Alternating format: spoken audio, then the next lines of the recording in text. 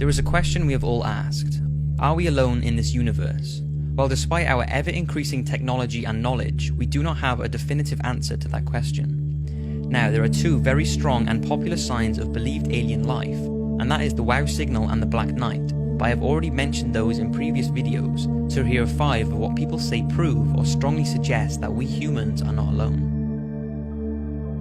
The link between ancient Egypt and extraterrestrials has long been discussed, and we are all familiar with the speculation about alien intervention when it comes to the Egyptian pyramid design and construction. But whether you believe in that theory or not, there is one thing that people swear shows strong signs aliens did visit Earth during those times: the Egyptian hieroglyphics, which are literary characters in a symbolic alphabetic form of writing, and one of the most interesting discovered hieroglyphics that many say has links with extraterrestrials is the 2,000 to 3,000 year old so-called Abydos helicopter. It was found in an ancient temple that was built by Seti I and his son Ramses II in Abydos, Egypt. Now, looking at it, what's the first thing you can spot? Well, there's no denying that this looks like a helicopter, this looks like some sort of boat or yacht, this looks like a ship of some sort, and that looks like what many say is a futuristic ship or glider. So this was found on a stone slab that was supporting the ceiling. It was studied and concluded that it was nothing more than an accidental illusion caused by overlapping hieroglyphics, where plaster had been set onto the stone to replace the writing underneath, and that was it. It was sort of left and not talked about again. But there are a few researchers who say there is much more to this. They concluded that if the Egyptians wanted to overlap any existing writing, they would simply replace the limestone. It's believed the hieroglyphics would have been engraved on the ground and then elevated up into position, so if a change needed to be done, researchers say they could have just replaced the block and wouldn't have to replaster it.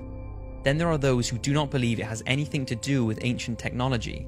They say if there were vehicles like the ones believed to be shown, then surely there would be a lot more evidence of them and not just on one single inscription. So what do you think of these mysterious hieroglyphics? Is it proof aliens came down during the ancient Egyptian years, or is it nothing more than a coincidence? Astronauts. It's always fascinating when an astronaut argues the existence of aliens, because if anyone has more of a chance of seeing an extraterrestrial, it's going to be astronauts who venture into space. Now, the rumour is that if an astronaut witnesses a UFO or an extraterrestrial being, they cannot report this to the press. But that hasn't stopped them, because over the years, many astronauts have told of encounters with aliens.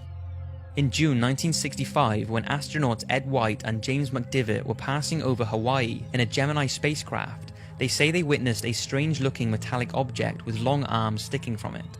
McDivitt took pictures, but he said that it did not capture what he could see properly due to the glare and the grubby window.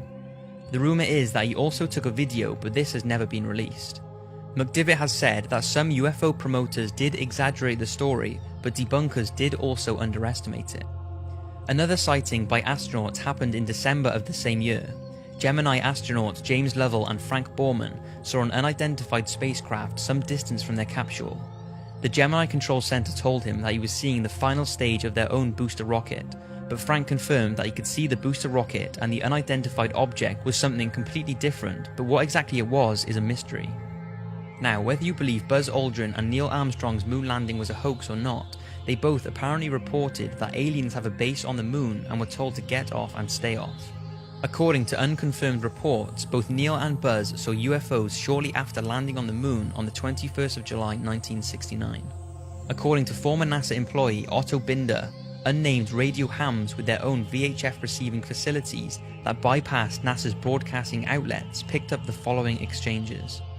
What was it? What the hell was it? That's all I want to know. What's there? These babies are huge, sir, enormous.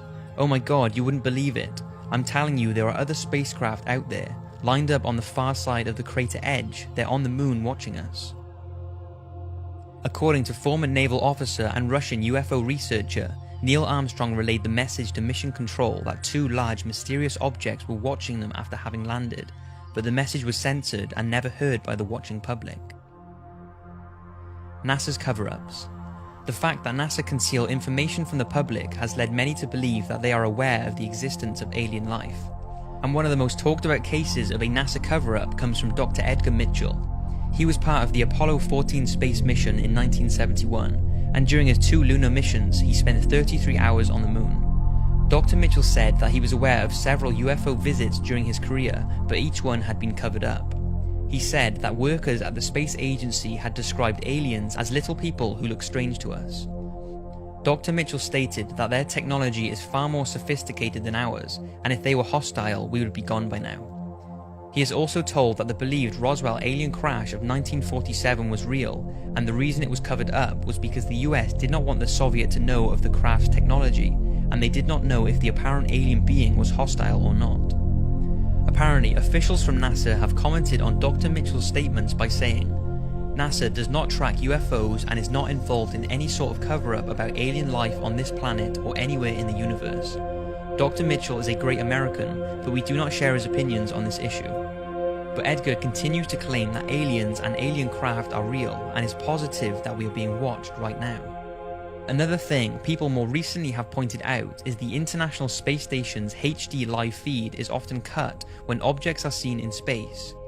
In 2014, NASA allegedly cut the live feed coming from the Earth viewing cameras mounted on the space station just when a mysterious UFO appeared to hover over the Earth. UFO watchers claim that the drop-off in the live feeds as soon as a UFO comes into view is an obvious and deliberate attempt to hide what they believe are regular sightings of alien spacecrafts observing Earth. Some say this is the moon or a lens flare, and others believe it's an alien craft. Also, UFO watcher Toby Lund apparently spotted a UFO on the live stream outside the space station before the stream was interrupted for around 15 seconds. Needless to say, it's certainly strange that NASA cut the video when things like this happen. Maybe it's just a coincidence due to them experiencing technical difficulties, or maybe they know something that we don't. The size of our universe. Now, even those who do not believe in the UFO or alien photos and videos going around, there are many that say, due to the sheer magnitude of the universe, it's impossible for there not to be another life form. To understand why people say alien life must be out there, you must first realize how big the universe is. It's believed that the diameter of the observable universe is around 28 billion parsecs, which is around 93 billion light years. Now, a single light year is just under 6 trillion miles, which is a ridiculous number. So 6 trillion times 93 billion. And don't forget, that is just what we can observe. And it's not that we don't have the technology to observe any further, it's just that life from other objects hasn't had enough time to reach Earth since the beginning of the cosmological expansion. And with all that, astronomers at the University of Auckland have said that it's believed there are around 50 sextillion planets in the observable universe. Now I will leave you to decide whether you think that only one out of those 50 sextillion planets can harbour any form of life. Some believe that civilizations are currently existing on Earth-like planets right alongside us, and others believe we could even be the bacterias of another life form. Add all of that with the possibility of infinite or multi-dimensions and you take things to a whole nother level. Whether you believe in any of those theories or not, there is absolutely no denying that the universe is incredible and has left us with many unanswered questions. The Men in Black. Now, although this sort of ties in with the thought that NASA are covering things up, the Men in Black deserve a talk on their own. The Men in Black are thought to be government agents who harass or threaten UFO and alien witnesses to keep them quiet about what they have seen. Over the years, there have been many myths flying around about them, and whether they exist or not is still a mystery. But if they do, then many say it proves that there is something out there that the government do not want us to know about. Now, whether their existence can be confirmed, there are tons of reports of people believing they have had encounters with them, like the one told by Dr. Herbert Hopkins, a respected family physician from Old Orchard Beach, Maine, who was studying a UFO case in September 1976, when the phone rang and a man identified himself as a representative of a New Jersey UFO organization. The man asked him if he could come to the doctor's house to talk to him about the UFO case. He said that he could come around, and after the call ended, Herbert got up from his chair to turn on the lights, and the man was already in his house walking up the stairs. Hopkins was so shocked at how he was in the house without knocking in such a short amount of time, and was even more shocked at the man's strange appearance. He said in an interview he wore a neatly tailored black suit, black shoes, black socks, a white shirt with black tie, and a black hat. He also told reporters that the man was as bald as an egg, and had no eyebrows or eyelashes. Herbert said he could tell the man was wearing lipstick, as when he wiped his mouth with the back of his glove, his lips were smeared and there was red lipstick on his glove. His voice was apparently passive, as if it was a machine, and they began talking about the UFO case when this strange man ordered Herbert to destroy all the evidence he had gathered about the case.